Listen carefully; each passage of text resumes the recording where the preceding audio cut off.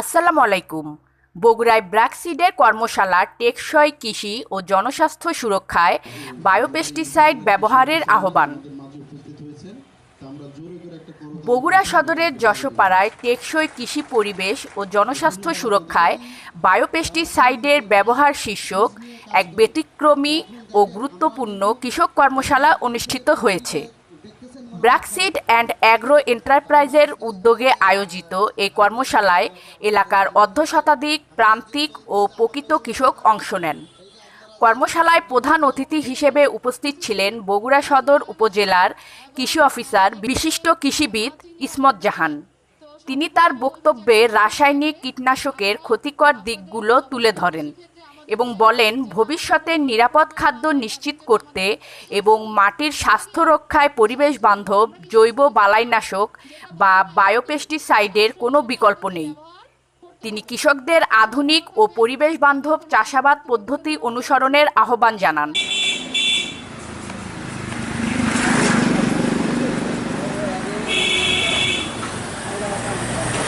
ব্র্যাকসিড কর্তৃক আয়োজিত আজকের এই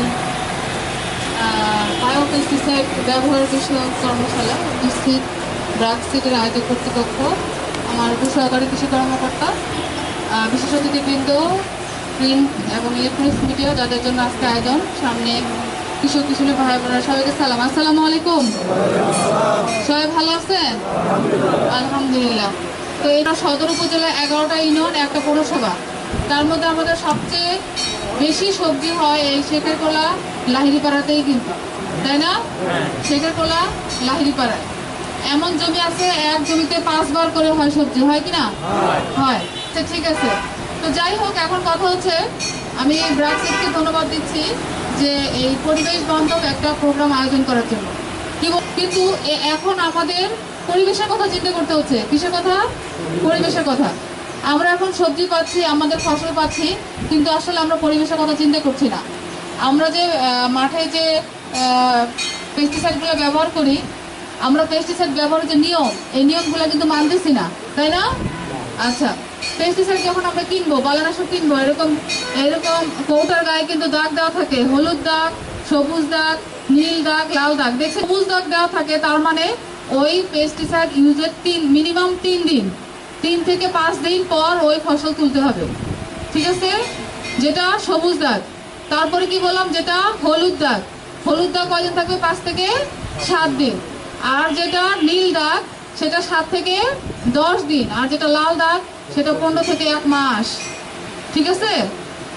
এখন এটা কিন্তু এই যে এটা কেন বলা হয়েছে, এটা এই 3 দিন, 5 দিন, 7 দিন, 1 মাস ওই ওষুধের অ্যাকশনটা ওই ফসলের মধ্যে থাকবে। কোথায় থাকবে? ফসলে থাকবে। কিন্তু আসলে আমরা কিন্তু আমাদের ফসল হয় নষ্ট হয়ে যাচ্ছে, অথবা বিক্রি না করলে এটা আমাদের লস হবে, এটা কিন্তু আমরা মেনটেন করি না। তাহলে এটা কিন্তু এখন আমাদের সময় আসছে, কারণ এই যে আমরা এইভাবে কীটনাশক ব্যবহার করতেছি, আপনারা করতেছেন, আমরা খাচ্ছি, আলটিমেটলি কিন্তু আপনিও খাচ্ছেন। আপনি একটা আবাদ করতেছেন না, কিন্তু অন্যটা তো কিনতেছেন না।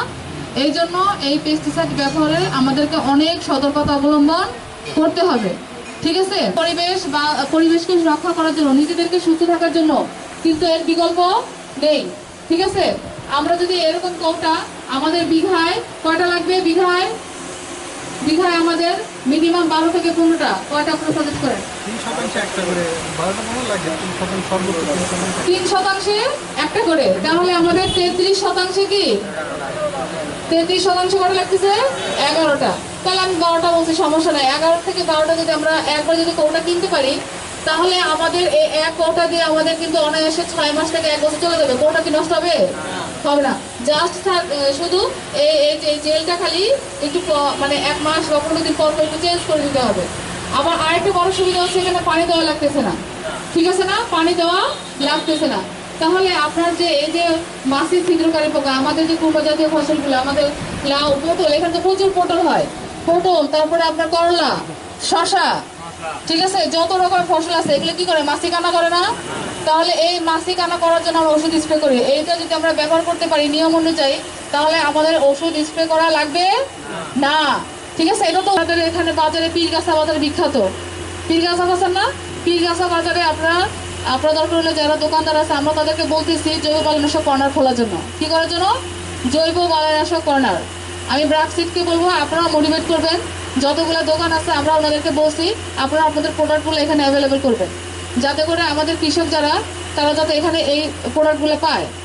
আপনারাও যা নিজেরা চায় নেবেন নিজেদের সুস্থতার জন্য। আপনারা যেরকম ডাক্তারের কাছে যে অসুস্থ হলে এরকম সুস্থতার জন্য এই পরিবেশ বান্ধব প্রযুক্তিগুলো চেয়ে নিতে হবে, ঠিক আছে? তারপর আমরা যদি বলি আমাদের এখানে সিড নিয়ে পূর্ববর্তী বক্তা অনেক কথা বললো। আমরা জানি ভালো বীজে ভালো ফসল। ব্রাক সিড কিন্তু বিশেষ করে আলুর ক্ষেত্রে অনেক নাম করছে না? আলুর সময়ে বা অন্য কিছু না হলেও এই ব্র্যাক সিড নিয়ে একটা টানাটানি শুরু হয়ে যায় না? এটা কেন হয়েছে? এটা একে ফলন, আরেক হলো বিশ্বাস। একটা হচ্ছে আপনাদের মধ্যে কি করতে পারছে, বিশ্বাস অর্জন করতে পারছে। তো আমি বলবো যে ব্র্যাক সিডকে বলবো আপনারা আপনাদের অন্য যে প্রোডাক্টগুলো আছে আপনারা আমাদের এলাকা অনুযায়ী কিন্তু প্রোডাক্ট ভেরি করে, তাই না? আমাদের এই এলাকার মানুষ মনে করেন ছোট আলু খাইতে পছন্দ করে। আপনারা ঢাকার ওদিকে যান, দক্ষিণবঙ্গে যান, ছোট আলু পছন্দ করবে না। করবে না। ছোট আলু পছন্দ করে বগুড়া, আপনার জয়পুরহাট, এদিকে রংপুর, দিনাজপুর, এই কিছু রিজনে পছন্দ করবে। কিন্তু ঢাকা পার হলে সব বড় বড় আলু পছন্দ করে, ঠিক আছে না? এখন আবার এখানে আপনার করলা যদি কথা বলি, করলা এখানে কি ছোটটা পছন্দ করে না, মাঝারিটা আর কি, মাঝারিটা। তো এখন আমাদের এক এক এলাকায় এক একটা পছন্দ করে। একই সাথে যদি বলি লাউয়ের কথা যদি বলি, লাউ কিন্তু বেশি বড় পছন্দ করে না। একটা লাউ কিনবো একবারে রান্না হবে শেষ, তাই না? কেটে রাখলে বলে যে কেটে রাখলে ওটা স্বাদ নষ্ট হয়ে যাবে, ঘ্যাসটা হয়ে যায়, সিদ্ধ হয় না, অনেক রকমের কমপ্লেন থাকে। এই জন্য আমাদের যে জাতগুলো আমরা আমাদের ব্র্যাক সিড নিয়ে আসতেছে, আমরা বলবো যে কৃষক উপযোগী, আমাদের এলাকা উপযোগী জাতগুলো অবশ্যই আপনারা গ্রহণ করবেন এবং ওনারা নিয়ে আসবে। আমাদের আসলে এই যে আমরা এখন দিন দিন দেখেন সবাই অসুস্থ হয়ে যাচ্ছি না? এখন ছোট থেকে শুরু করে বড় পর্যন্ত কারো কিন্তু গ্যারান্টি নাই। মানে পৃথিবীতে আসার গ্যারান্টি আছে, যাওয়ার কোনো গ্যারান্টি নাই। যে আগে আসলে যে সে পরে যাবে তার কোনো গ্যারান্টি নাই। এই জন্য আমাদেরকে সুস্থ থাকার জন্য খাবার দাবারের ক্ষেত্রে অত্যন্ত সচেতন হতে হবে। এর প্রথমত হচ্ছে আমাদের কি করতে হবে, আমরা যে আমাদের ফসল ফলাই, প্রথমে কি মাটির কথা, তাই না? মাটিটাকে আমাদেরকে সুস্থ করতে হবে। দেখা যাচ্ছে যে আমরা মাটিতে এই পরিমাণে রাসায়নিক সার দিচ্ছি, মাটিতে কিন্তু রাসায়নিক সার থেকেই যায়। এই জন্য কি করতে হবে, মাটি পরীক্ষা করে সার দিতে হবে। কি করতে হবে, তাদের মধ্য থেকে যদি কেউ উদ্যোক্তা হতে চান এই ট্রাইকো কম্পোস্ট, ভার্মি কম্পোস্ট উৎপাদনের জন্য আপনারা কিন্তু আমাদের সাথে যোগাযোগ করতে পারেন। খুবই সিম্পল প্রযুক্তি। আমরা আমাদের মাটির প্রাণ হচ্ছে জৈব সার। মাটির প্রাণ কি, জৈব সার। শুধু ভারে গোবর দিলে হবে না, গোবরকে আরেকটু কি পরিশোধিত করতে হবে। জৈব সার উৎপাদন করে প্রতি মাসে মিনিমাম, সে একদিন বলতেছিল প্রতি মাসে মিনিমাম 40 থেকে 50 হাজার টাকা পাচ্ছে, মিনিমাম। ম্যাক্সিমামটা আরও বেশি হতে পারে। তাহলে কি হচ্ছে, তার জৈব সার চলে যাচ্ছে কুষ্টিয়া, সিলেটে চা বাগানে, তার জৈব সার চলে যাচ্ছে চুয়াডাঙ্গাতে। তাহলে আমরা কেন করতে পারবো না? যাদের গোবর আছে সে কিন্তু সব কিনে, গোবরও কিন্তু কিনে, তার লেবারও কিনা, তার হচ্ছে যে জমিটাতে যে মাটিটাতে করতেছে, মানে যে জায়গাটা করতেছে ওই জায়গাটাও ভাড়া, ঠিক আছে? তো এখন আমাদের এই মাটির প্রাণ জৈব সার, এই জৈব সারটাকে আমাদেরকে তৈরি করতে হবে, বান্ধব প্রযুক্তি ব্যবহার করতে হবে, মাটি পরীক্ষা করে সার দিতে হবে, বেশি করে আমাদেরকে জৈব বালানাশক, নট কীটনাশক, মানে জৈব বলতে কি, যেটা নেচারাল, মানে প্রাকৃতিক উপাদান দিয়ে যেটা তৈরি হয়, ঠিক আছে, এগুলো ব্যবহার করতে হবে। তারপরে এখানে যারা আসছেন আপনাদের মাধ্যমে আমাদের এই যে জৈব বালানাশকের যতগুলো প্রযুক্তি আছে এগুলো ছড়াবে। এখানে যারা করলা করছেন, করলা, পটল, লাউ, তারপরে হচ্ছে আর কি আছে এখন মাঠে, বরবুটিতে কিন্তু প্রচুর স্প্রে করে, ঠিকই না? বরবুটি আমাদের একটা জরিপ করে দেখা গেছে যে যতগুলা ফসল আছে তার মধ্যে সবচেয়ে বেশি পেস্টিসাইড করে হচ্ছে মরিচে, প্রথমে করে পানে, তারপরে করে মরিচে। কিসে? পানে আর মরিচে। যারা পান খান তারা কিন্তু সাবধান, কারণ পান কিন্তু পচারি বেশি হয় কি না? পানের মধ্যে কিন্তু প্রচুর এরকম স্প্রে করাই লাগে, বিশেষ করে পচারি, ছত্রাকনাশক ফুলা বেশি ব্যবহার করা লাগে।